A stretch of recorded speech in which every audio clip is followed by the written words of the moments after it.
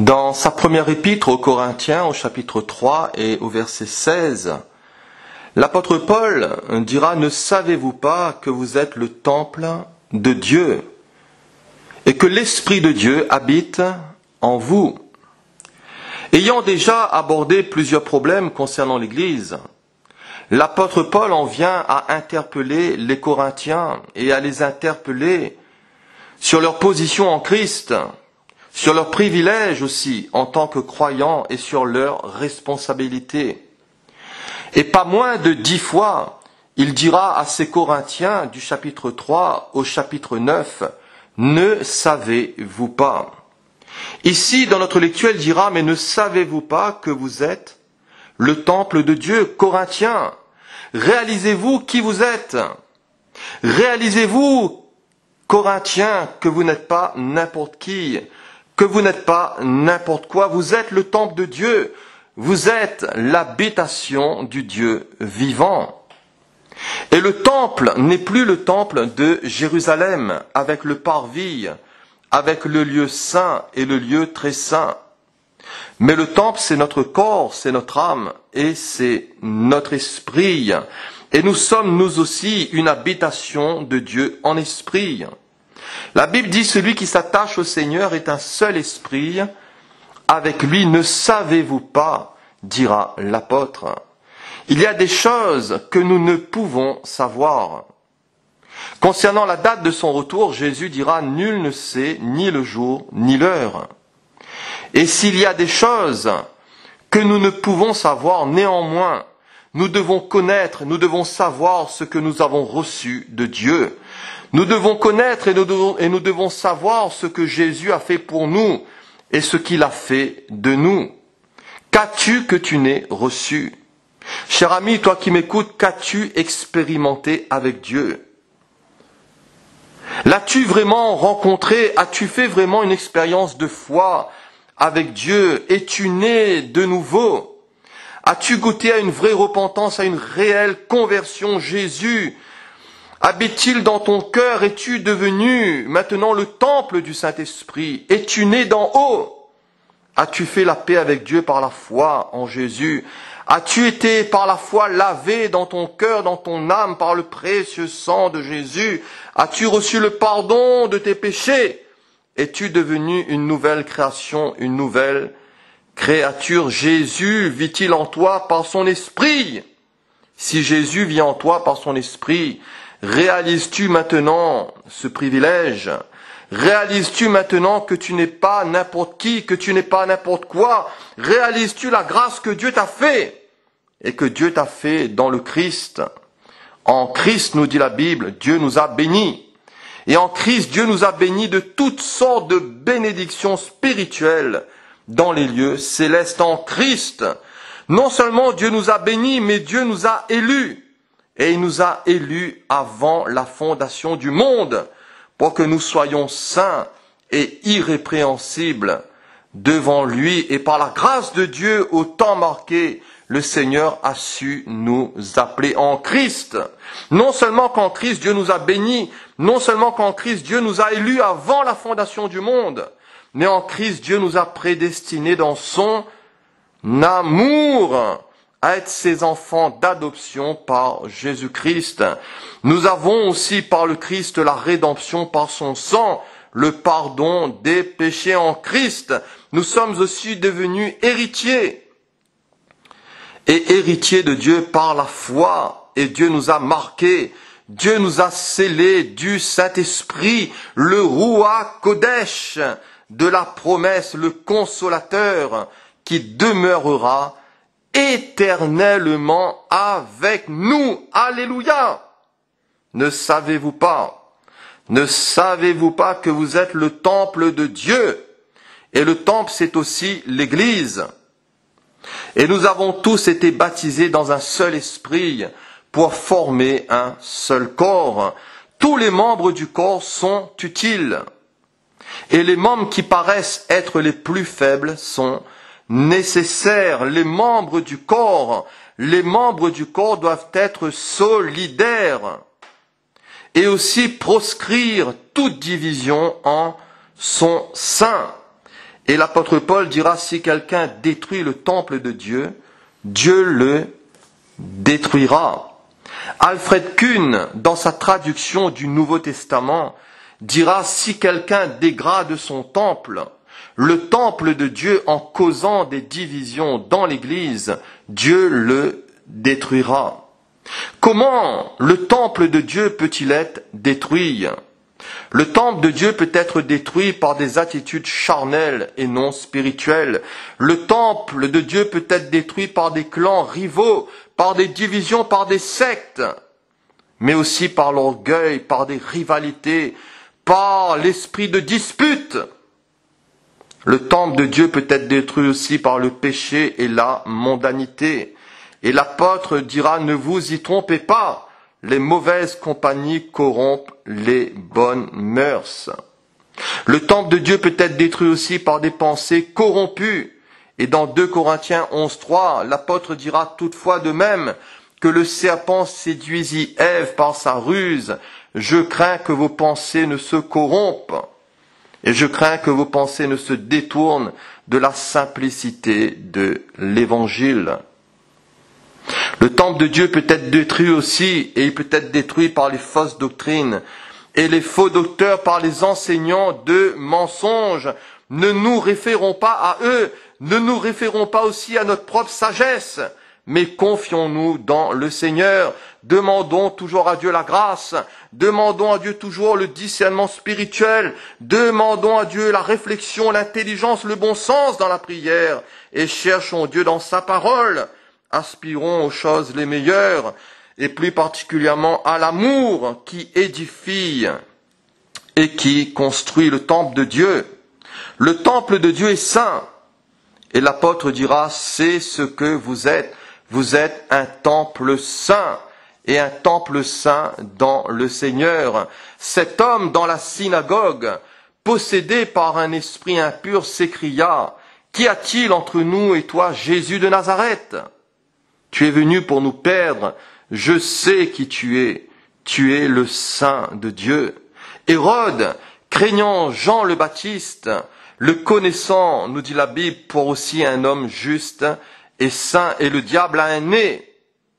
Et voyez-vous, le diable sait remarquer les saints hommes de Dieu, les saintes femmes de Dieu, et cela le fait trembler, parce que le diable aime le péché, le diable aime la saleté, le diable aime la souillure et la pourriture.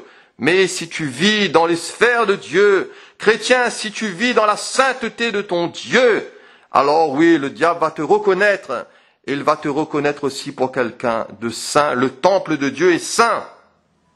Et Chouraki a traduit par le sanctuaire d'Élohim est sacré, et c'est vous. Comment construire le temple? Et comment construire le temple d'une manière individuelle, mais aussi collective? Dans notre verset ici au chapitre 3 et au verset 16 de notre lecture, dans le contexte de ce verset au chapitre 3 et au verset 10, l'apôtre Paul va nous parler de construction, et il va nous parler d'édifice de Dieu, et il dira comme un sage architecte, lui-même il avait posé le fondement. Et il dira, selon la grâce de Dieu qui m'a été donnée, j'ai posé le fondement comme un sage architecte. Et un autre bâtit dessus, mais que chacun prenne garde à la manière dont il bâtit dessus. Car personne ne peut poser un autre fondement que celui qui a été posé, à savoir Jésus-Christ. Or, si quelqu'un bâtit sur ce fondement avec de l'or, de l'argent, des pierres précieuses, du bois, du foin, du chaume, l'œuvre de chacun sera manifestée. Car le jour la fera connaître, parce qu'elle se révélera dans le feu, et le feu éprouvera ce qu'est l'œuvre de chacun. Si l'œuvre bâtie par quelqu'un sur le fondement subsiste, il recevra une récompense. Si l'œuvre de quelqu'un est consumée, il perdra sa récompense pour lui. Il sera sauvé, mais comme au travers du feu, nous dit la Bible. Deux sortes ici de matériaux, deux sortes de bâtisseurs. Ceux qui valent quelque chose et ceux qui ne valent rien. Ceux qui laissent quelque chose et ceux qui ne laissent rien. beaucoup d'œuvres humaines et impressionnantes que font les chrétiens ne résisteront pas à l'épreuve du feu et du feu du discernement de Dieu. Et nous pouvons être sincères, mais aussi être sincèrement dans l'erreur. Et ce qui nous semble être de l'or ne peut être en réalité que de la paille. Pourquoi ? Parce que nous n'avons pas évalué nos matériaux. Et nous n'avons pas su évaluer nos matériaux selon les critères et selon les normes de la parole de Dieu. Quels sont ces critères et quelles sont ces normes? C'est un cœur pur. Parce que, voyez-vous, Dieu regarde au cœur. Dieu regarde avant tout à notre état interne. Dieu va au plus profond de l'homme et de la femme pour chercher nos mobiles. Dieu regarde à nos intentions, ce qui nous pousse à agir. Pourquoi nous agissons? Qu'est-ce qui nous pousse à servir le Seigneur? Est-ce que c'est l'orgueil? Est-ce que c'est la suffisance?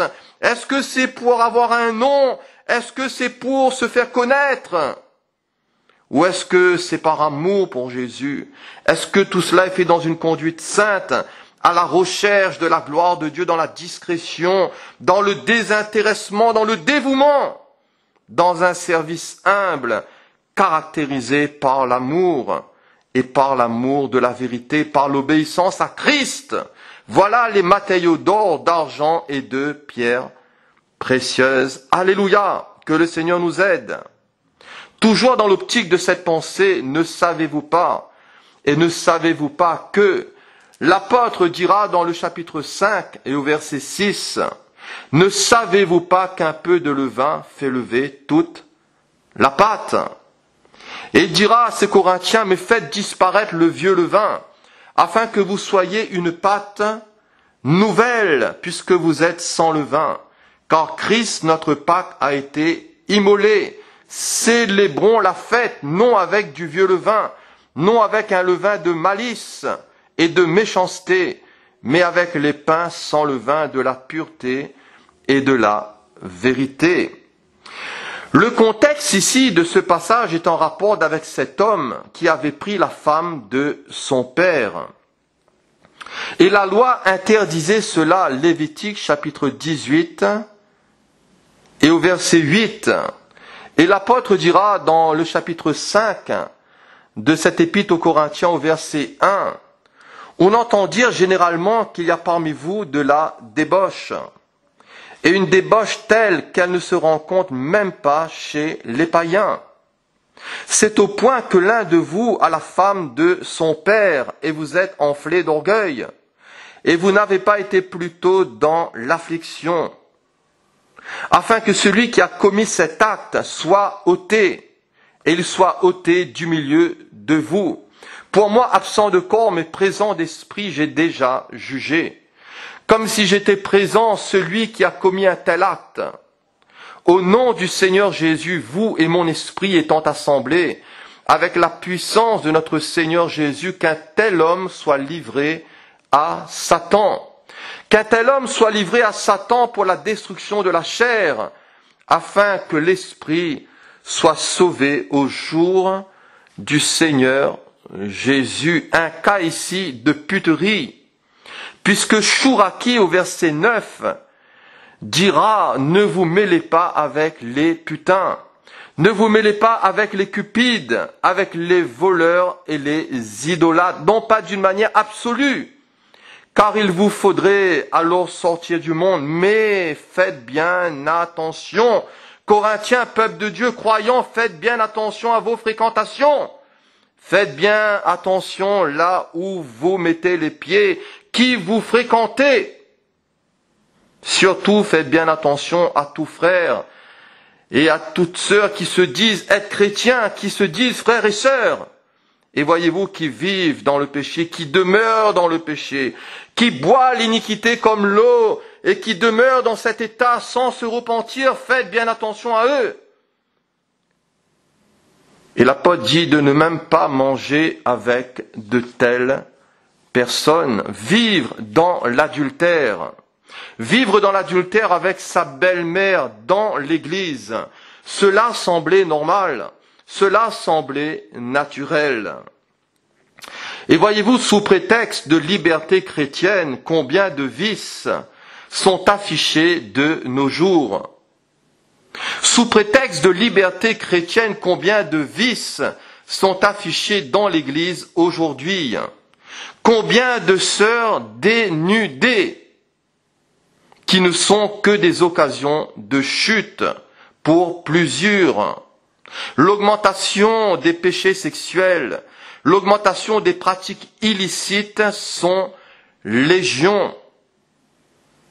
Et l'apôtre dira à ses Corinthiens au chapitre 6 et au verset 9, « Ne savez-vous pas que les injustes n'hériteront point le royaume de Dieu ? Ne vous y trompez pas, ni les débauchés, ni les idolâtres, ni les adultères, ni les efféminés, ni les infâmes, ni les voleurs, les cupides, les ivrognes, les outrageux, ni les ravisseurs n'hériteront le royaume de Dieu. » Au verset 15, toujours de ce chapitre 6, il dira aussi, « Ne savez-vous pas, et ne savez-vous pas que vos corps sont des membres de Christ ? Prendrai-je donc les membres de Christ pour en faire les membres d'une prostituée? Loin de là.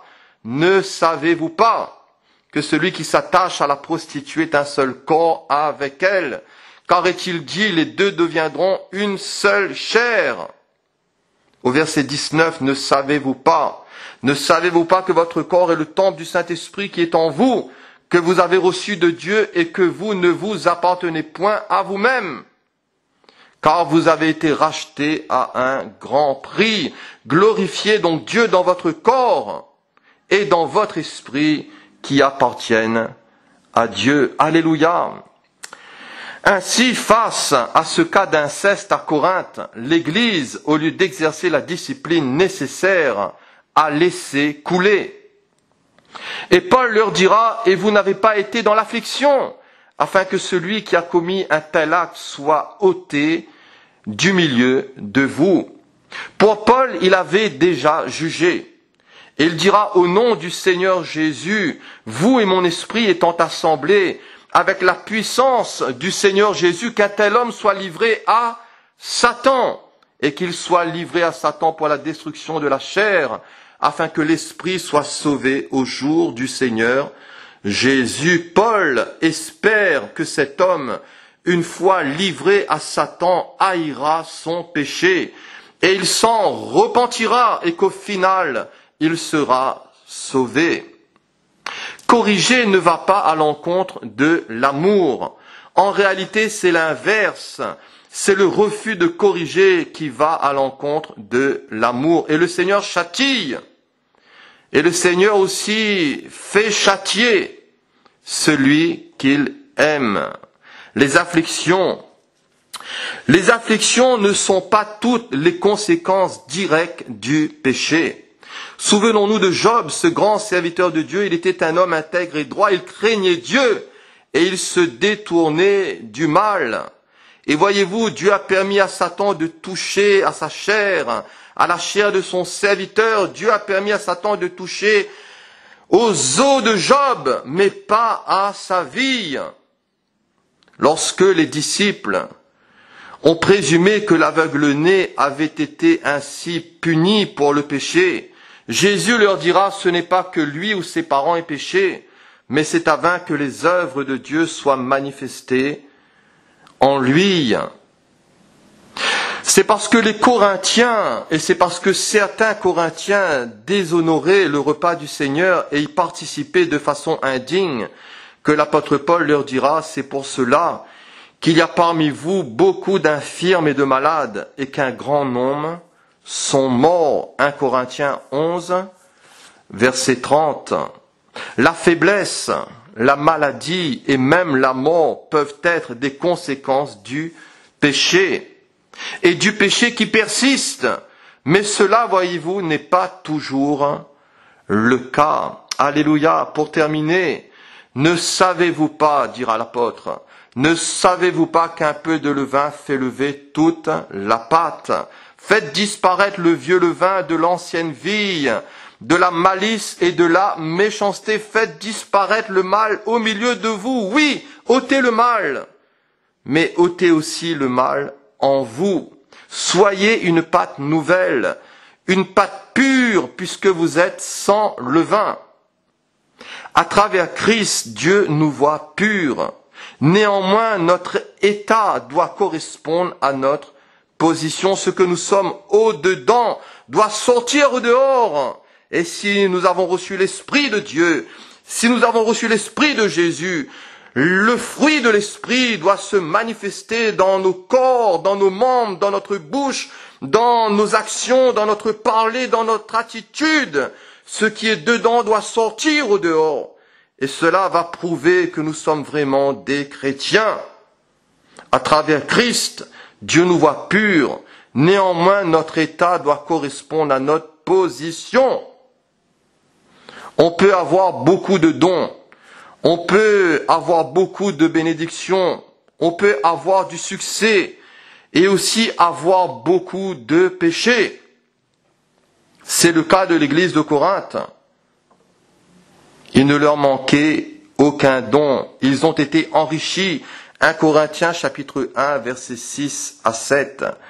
Pourtant, voyez-vous, ces Corinthiens qui ont été bénis par Dieu, ces Corinthiens qui ont reçu l'enseignement directement des apôtres, un enseignement pur, ces Corinthiens, voyez-vous, il ne leur manquait aucun don dans l'attente qu'ils étaient de la manifestation de Christ.